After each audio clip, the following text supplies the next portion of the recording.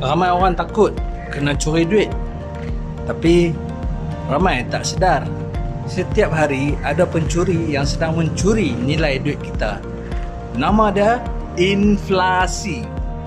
Dulu RM10 boleh beli macam-macam. Hari ini RM10 macam cepat sangat habis.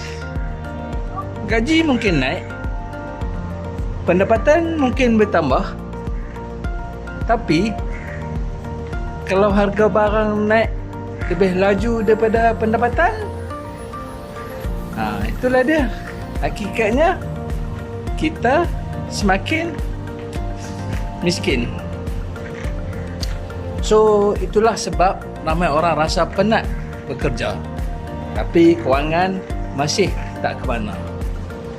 Masalahnya bukan sebab mereka malas.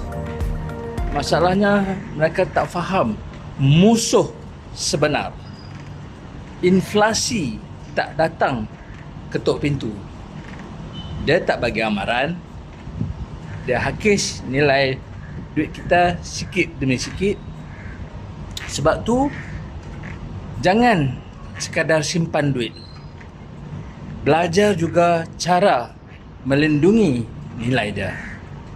Kerana dalam dunia hari ini, bukan siapa paling banyak duit dia menang, tetapi siapa yang paling bijak mempertahankan nilai duitnya. Setuju tak? Inflasi adalah pencuri paling licik yang ramai orang tak nampak. Komen sedar kalau anda baru nampak permainan dia.